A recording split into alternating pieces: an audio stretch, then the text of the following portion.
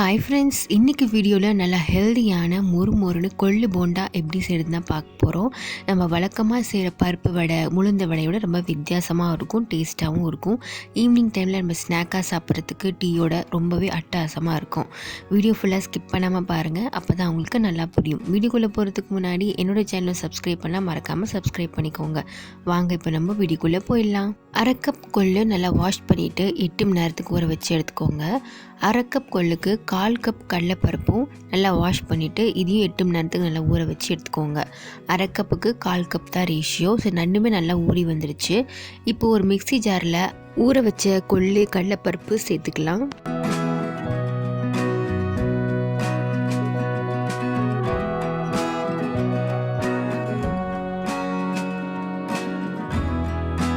கொள்ளு கடலைப்பருப்போட 4 வரமிளகா, ஒரு மீடியம் சைஸ் இஞ்சி துண்டு, 10 பல்லு பூண்டு இடித்து சேர்த்துக்கலாம். அதோட அரை ஸ்பூன் சோம்பு, தேவையான அளவு உப்பு சேர்த்து கொஞ்சமாக தண்ணி தெளித்து நம்ம அரைச்சி எடுத்துக்கலாம். ரொம்ப கொரன்னு அரைக்க வேணாம், ரொம்ப மையவும் அரைக்க வேணாம். நம்ம இதே ப்ரொசீஜரில் நீங்கள் வடையும் செய்யலாம். வடைக்கு கொஞ்சம் கொரன்னு அரைச்சிக்கோங்க. நம்ம இன்றைக்கி செய்ய போகிறது போண்டா. இந்த மாதிரி கொள்ளு கடலைப்பருப்பு, இஞ்சி பூண்டு, வரமிளகா எல்லாத்தையும் நல்லா அரைச்சிட்டு அதில் ஒரு கை சின்ன வெங்காயம் நறுக்குனது, 5 பச்சை மிளகா நறுக்குனது, அதோட கொத்தமல்லி கருவேப்பிலையும் சேர்த்து கொஞ்சம் பெருங்காயமும் சேர்த்து நல்லா பிசைஞ்சு எடுத்துக்கோங்க.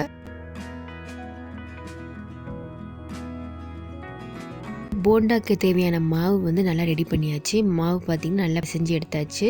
இந்த மாதிரி கன்சிஸ்டன்சியில் இருக்கிற மாதிரி பார்த்துக்கோங்க. அரைக்கும் போது தண்ணி கொஞ்சம் கொஞ்சமாக பார்த்து நீங்கள் சேர்த்துக்கோங்க.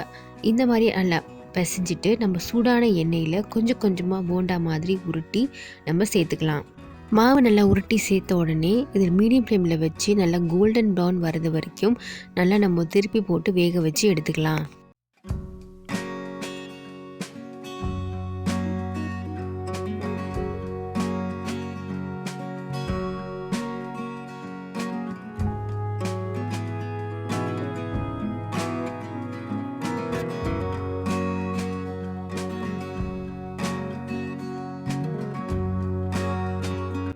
கொள்ளு போண்டா பார்த்திங்கன்னா நல்லா கோல்டன் ப்ரௌனில் கிறிஸ்பாக நல்லா வெந்து வந்துடுச்சு. இப்போ நம்ம இதை வெளியே எடுத்துடலாம்.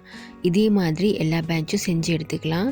இப்போ கொள்ளு போண்டா எப்படி வெந்து வந்திருக்குன்னு நம்ம பார்க்கலாம். ஸோ கொள்ளு போண்டா பார்த்திங்கன்னா உள்ளே நல்லா சாஃப்டாக, வெளியே நல்லா கிறிஸ்பாக சூப்பராக வெந்து வந்திருக்குது. நான் ஆல்ரெடி சொன்ன மாதிரி ஈவினிங் டைமில் டீயோட சாப்பிட்றதுக்கு ரொம்பவே அட்டகாசமான காம்பினேஷனாக இருக்கும். இந்த கொள்ளு போண்டா கார சட்னியோட சாப்பிட்றதுக்கும் ரொம்பவே அட்டகாசமாக இருக்கும். கண்டிப்பாக நீங்கள் ட்ரை பண்ணி பாருங்கள். ட்ரை பண்ணிவிட்டு எப்படி இருந்துச்சுன்னு கமெண்ட்டில் சொல்லுங்கள். இந்த வீடியோ உங்களுக்கு கண்டிப்பாக யூஸ்ஃபுல்லாக இருந்திருக்கும்னு நினைக்கிறேன். மறக்காமல் என் சேனலுக்கு சப்ஸ்கிரைப் பண்ணிக்கோங்க. இந்த வீடியோ பிடிச்சிருந்தால் லைக் பண்ணிக்கோங்க, நிறைய ஷேர் பண்ணிக்கோங்க. அப்படியே கூட இருக்கிற பெல் சிம்லையும் கிளிக் பண்ணிக்கோங்க. அப்போ தான் நான் ப்ரொடியூஸ் நோட்டிஃபிகேஷனில் வரும். வேறு ஒரு வீடியோவில் மீட் பண்ணுறேன். பாய்.